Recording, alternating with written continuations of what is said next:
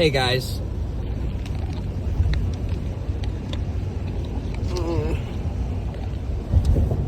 I am gonna, this is gonna be a video that will help so many people if you have the slightest mechanical ability, okay? We're gonna go through and I'm gonna tell you exactly step by step what I would be doing if I was at your house having to fix your generator, okay? First one we're gonna go over the generator will not start, okay?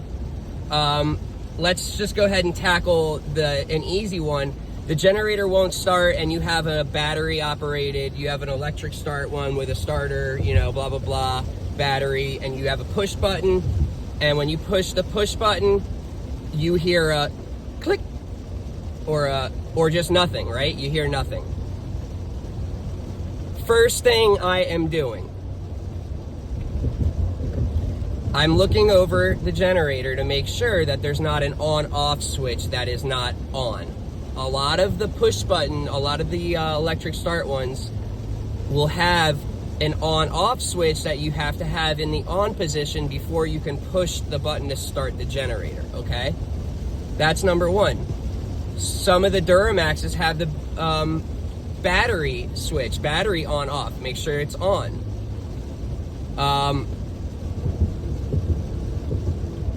Then, if that was the case, and I found that that was not in the right position, obviously put it in the right position, press the start.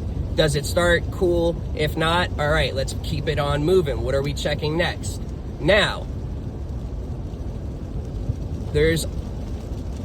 on a lot of the units, there's a fuse that is in line where the starter is. Look for a fuse. If you can't find one, whatever. Ultimately, 90% of the time, it's the battery, okay? 90% of the time, it's the battery. Reason one, the reason why it's always the battery, because you guys do not ever buy a trickle charger. Not every generator, and it's a huge majority of the generators, do not charge the battery when it's running. So that battery's never being charged. It's only being drained by starting your generator, and so that will kill your battery real quick, especially food trucks, since they use their generator all the time. You have to have a trickle charger hooked up to it at night when you have your food truck parked wherever it's parked. You have to have it. So you know how you basically, when you park your food truck at night, you hook it up to shore power? Well, buy a trickle charger. I'll put in the link in the description, the one that I recommend. It's the best of the best, and it's a super smart trickle charger. But what you do is just hook up that trickle charger to one of your outlets in the food truck, either have an extension cord, and keep it hooked up to the battery at night. And that'll keep that battery lasting you 3 years, not just 6 months or a year. Okay? So, having a cheap multimeter is highly important because, you know, then you're able to check what the voltage is at your battery. But ultimately, if your push button is not starting, it's 90% of the time it's the battery. A quick way to figure that out is go get the booster cables or that booster battery pack that I was telling you about in another video that, you know, is popular nowadays, where you don't need jumper cables to hook up to another car. You have your booster jumper cables. It's a battery pack with jumper cables that you can crank your car with. Go get that, hook it up to your generator battery while it's connected to the generator, red to red, black to black. Try and start the generator. Does it start? Awesome. You know it's your battery, right? Cool. Next step, next issue that can occur. Let's go ahead and tackle when you turn the fuel valve on, fuel starts leaking out of your air filter box or the carburetor area. You start seeing fuel start dripping down. That means what? Well, it means that in your carburetor where the bowl is, there is a float which floats on the fuel. As it fills the bowl up, as the fuel starts rising in the bowl, your float is like a buoy, and so it sits on top of the fuel. So when the fuel is low in the bowl, it's allowing the float allows fuel to flow come in, and as it rises, it shuts the fuel flow. So your float is stuck open, is what that means. Whenever you're leaking fuel out of the air filter box, it's because your carburetor is clogged up, and you ultimately got to take the bowl off the bottom and clean all that gunk up. Be careful, watch a video, because there's many little parts, and you can get confused real quick. Give me a call if you're confused, 954-649-7412. Okay, next. Say it's leaking out of the actual carburetor bowl. Well, your gasket's not sealing it correctly. Let's do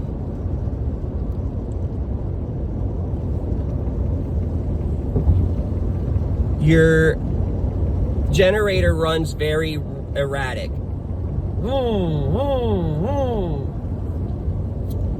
A lot of the times, that's a fuel problem. Your carburetor's like 60% clogged, and so it's still allowing fuel, but not the right amount, and so it's not getting the right fuel to air mixture, and that'll cause it to hunt. It's called hunt. See, I'm making this video, and as I'm making it, I'm thinking, dang, like a typical person's not gonna have the right tools to fix this stuff. But at least you'll know.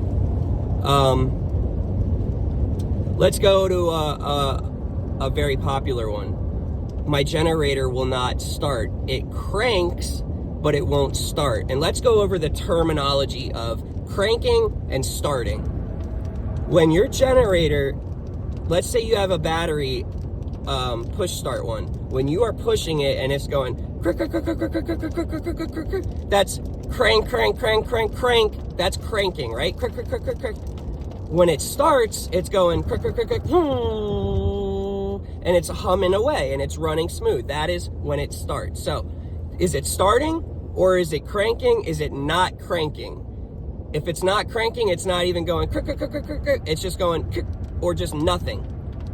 Keep that in mind, all right? People get those confused, and when they're talking to me trying to explain something, I gotta slow them down and say, listen, is it doing exactly this? Okay, next. So, we kind of went over, if your generator does not even crank, if it just does nothing or it makes a click and that's it, what did I tell you? Most likely your battery or your fuse. There can be the possibility of it being a starter, but those are very low, way lower possibilities. So, your generator cranks, but it will not start. It just and that's it. Number one, do not hold that push button for more than 6 seconds. You do not want to have your starter going for more than 6 seconds. Let go. Let it rest. If you do not let it rest, you will burn your starter out real quick. But, so it cranks, but it doesn't start.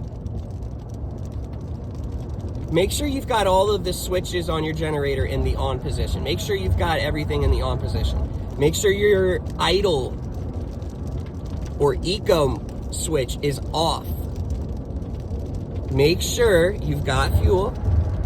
Make sure you've got oil. And So it's cranking, it's not starting. So we're gonna kind of go after fuel or spark. That's what's the problem is. There's not spark or there's not fuel. So immediately I'm gonna take out my spark plug tester. Very cheap tool that you can buy at any auto store. And basically you just, where your spark plug is, there's the rubber black boot that goes over the spark plug. Pull that off. You're gonna put the spark plug tester in there, and then the boot off of the spark plug tester onto your original spark plug. And so it just goes in line with your spark plug, and it has a little lamp in there. And if it's producing spark, if your generator's producing spark, when you're pulling it or you're pressing your push start, you'll see the lamp flicker. As it's going crank, crank, crank, crank, crank, you'll see the lamp go choo, choo, choo. Okay, it doesn't make a noise, but it will light up. If you see the light, cool. We know that we've got spark. There's rarely ever any air blockage issues. So we've got spark, we've got air. What's the last thing we need? Fuel. So what we're gonna do, make sure your fuel valve is on, number one. Number two, go to the carburetor and open on your bowl, on the bottom of the carburetor, not on the very bottom of the bowl, but on the side of the bowl, there's gonna be a screw with a flathead notch. Loosen that screw and put some paper towels or a little cup to catch the fuel, gasoline that's gonna fall out of it. Take that screw out all the way. Turn your fuel valve off. Now you're gonna start having, if everything is working properly up to a certain point, you will have fuel coming out of that. If there is fuel coming out of that, with the fuel valve off, it's going to stop draining fuel once your bowl is empty. So does it stop draining fuel? Cool. Now turn your fuel valve on.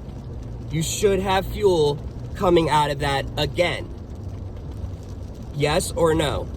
If it is no, your actual carburetor float / needle valve is stuck and it's not opening to allow fuel flow. Or it's your fuel solenoid. They get jammed. The fuel nowadays is completely horrible, and you'd be surprised at how nasty, and it basically creates like a super thick, not thick, a super sticky / tarry varnish that layer, it basically coats everything in the carburetor, and over time it basically stops things from moving in a way. It's like the opposite of lubricated. It basically does not allow things to flow smoothly, and it basically stops things from able to move. It's super sticky in a way. So if you've got spark and you're actually your battery and it's cranking, it's your carburetor 100%. Either swap it out with the one I told you to buy, since if you're prepared for certain issues like this, you'll have a spare carburetor that fits your generator. Not many extra tools are needed to replace it. It's not that difficult. And swap the new one in. Ultimately, you're gonna have to have someone that knows what they're doing clean out your original carb if you don't want to put a new one in and fix it. There's a lot of little parts in there, so keep that in mind. If you love living life dangerously and you can't be told that you're not able to do something, go ahead and try. I highly recommend having a YouTube video as you're doing it. but that's why it's not starting, okay? Now let's do another thing. Another test you could have done to see that if it was spark or fuel was have some starter fluid. And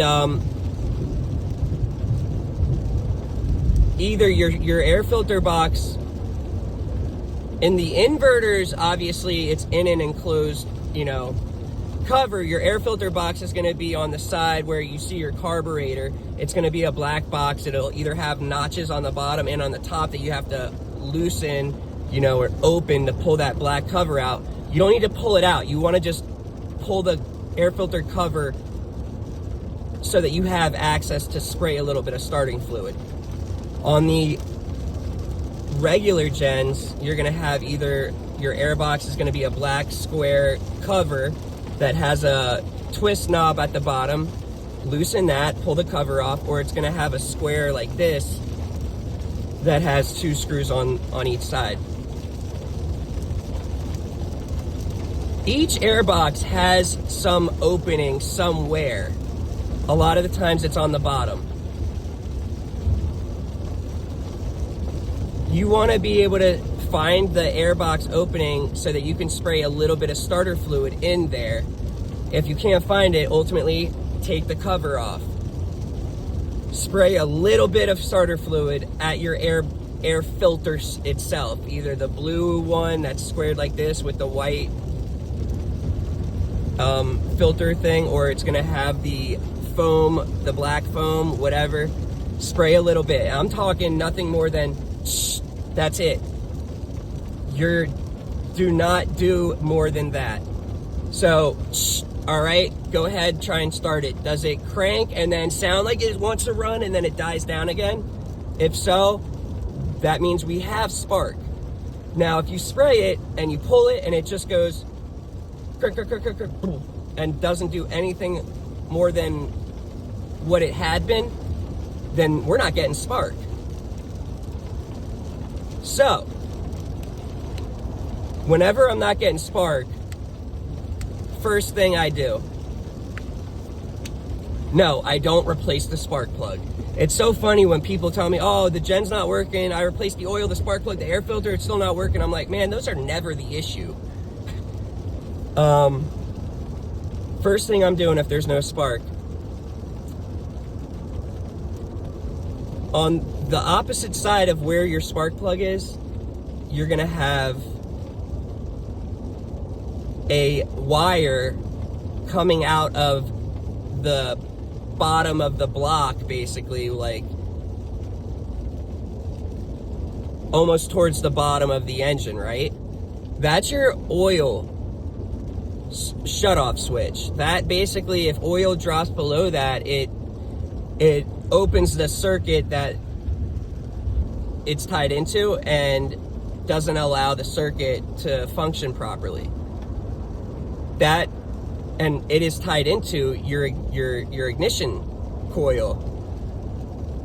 If your oil sensor is not properly functioning, if you've got the right oil level and your oil sensor is not working, that'll stop you from having spark. So what I do, unplug that oil switch from whatever it's connected to, unplug it, go ahead and try and start and pull your generator cord or your push button.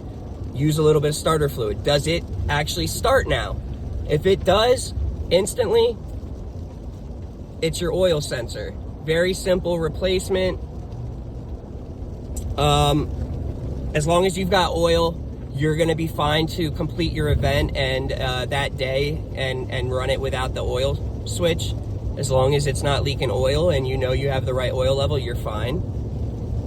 If it does not start when you unplug the oil sensor, that's when I go and I reconnect your oil sensor, get out your $3, $5 spark plug tester, go to where your spark plug is on your generator, pull that black boot off of it, put the one end of your spark plug tester in the black boot, and then put the other end of the spark plug tester, which is another boot, onto your original spark plug.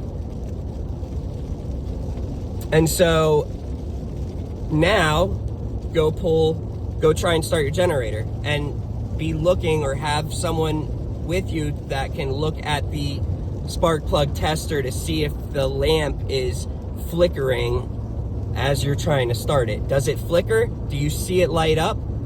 Yes. So we've got spark.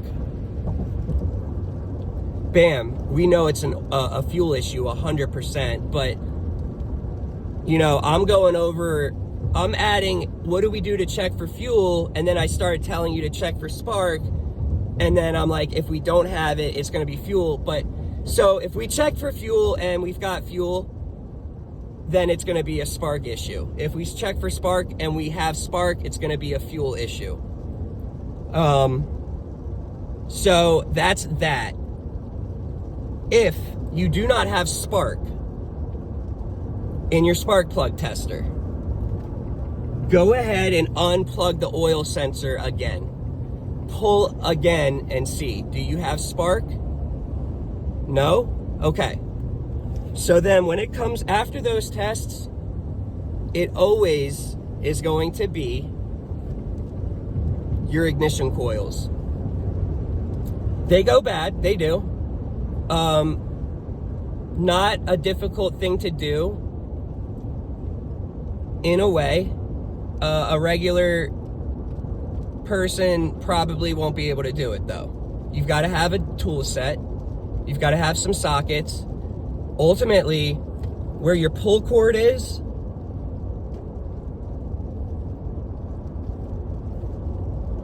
you're gonna basically take the screws off of that whole protective shield that your pull cord is attached to.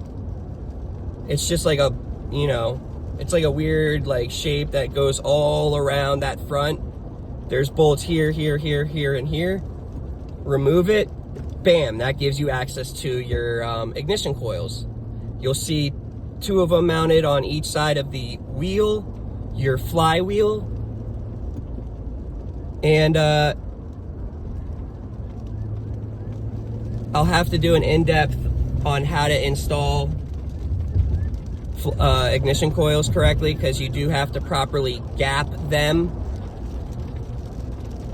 If you do not do that, you will damage the flywheel and your new ignition coils. You don't want to do that. So anyhow, let's go over, let's say, which this has happened too. Let's say your generator's not starting. You've replaced the carburetor. You've replaced your ignition coils. You've got spark. You know you've got fuel. And let's just say this. We know we've got spark because we use our spark plug tester, right? Or you simply spray some starter fluid and it tries to start. If you spray starter fluid into your generator and you don't have it, and your gen's not making spark, it's not going to start. It's not going to even almost start like it usually does, you know? So there's so many little, you know, step by step, you know, you check this to confirm this, and it's just basically, I forget what that term is called, but you know, you're basically just knocking things out. You're doing little tests to tell you, okay, this is working, this needs to be checked now. You know, process of elimination is all this comes down to. Bottom line. Not starting, okay, let's check spark. First thing, go get some starter fluid sprayed in there. Does it try and start? Cool, we've got spark. Let's keep it moving to fuel now. You know, just like that. What the fudgity fudge. Okay, cool. Anywho, I hope this helps a little bit. Those are definitely the steps you want to be taking to check And let me know if you have any questions.